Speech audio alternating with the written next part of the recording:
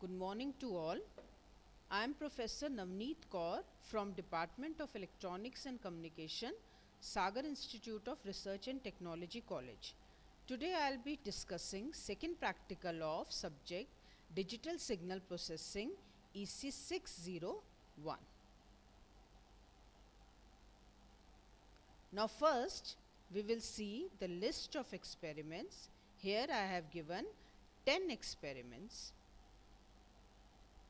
Now I'll start with the second experiment.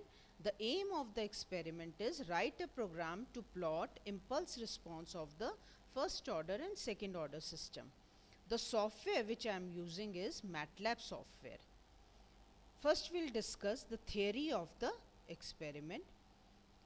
Unit impulse response is the output of the system when we apply unit impulse sequence at the input. This unit impulse response is used to compute the output of the system when any arbitrary input is given to the system. Now here we can see in block diagram that we have a LTI system whose transfer function is represented by H. Now when any input xn is given to the system, the output obtained is yn. But when in this system, if I will give unit impulse sequence at the input of the system, the output obtained will be hn. This hn is known as impulse response of the system. So unit impulse response is the response of the system when input given is unit impulse sequence. And this unit impulse response is used to find out the output of the system when any given input is applied to the system. Now coming to the MATLAB code. Now first command I have used CLC. CLC command is used to clear the screen of the command window. Now for specifying the time domain parameter I have used n, which is having range from 0 to 10. Now here the value of n will start from 0. With an interval of 1 unit, it will end at 10. Now to specify the system, a particular LTI system, I have to specify its transfer function in terms of numerator and denominator coefficients. The numerator coefficient here is 2, b is equal to 2. That means the system has numerator which is having constant term 2. And the denominator coefficients are 1 and minus 0.9. If I will find out the transfer function of this system, it will be given as 2 upon s minus 0.9. That means it is first order system. Now I want to find out the unit impulse response of this system. In MATLAB, we have a direct command dimpulse which is used to find out the unit impulse response. So I will give command y is equal to dimpulse b comma a will specify this first order system, and length n means I want to find out the unit impulse response from sample n is equal to 0 to n is equal to 10. Now whatever will be the value of the unit impulse samples, it will be stored in value in variable y. Now I want to plot this unit impulse response. So for plotting I will use command subplot 2 comma 1 comma 1.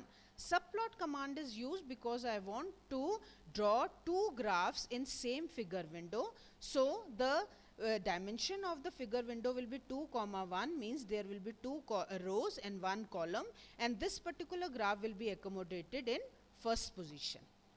Now for drawing discrete impulse response, stem command will be used. N means the time domain parameter which will be on the x-axis, comma y which will be the samples which are stored in variable y. Now x label n and y label h, that means x-axis will be given label n and y-axis will be given label h, and the title of the graph will be impulse response of the first order system. Now I will find out the unit impulse response of the second order system. So for this I have to change the transfer function of the system.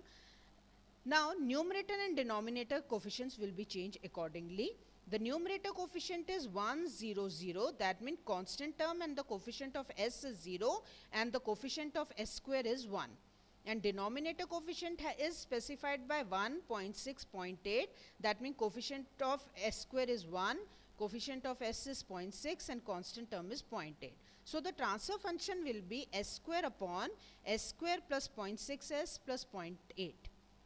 Now for finding the unit impulse response, I will use the variable y1. D impulse b comma a will specify this system, and length n, that means it will be computed for n is equal to 0 to 10. Now subplot 2 comma 1 comma 2, that means this graph will be accommodated in second position, stem n comma y1. Y1 variable has values of unit impulse response samples. Now x label n, y label will be given h, and the title will be impulse response of the second order system. When I will run this MATLAB program, the output will be shown in the form of the waveforms. So here I can see the impulse response of the first order as well of the second order system. So here I can see x-axis is represented by n and y-axis is represented by h in both the graphs, and this is for first order system and this is for second order system. Now this is all for today's session. Thank you.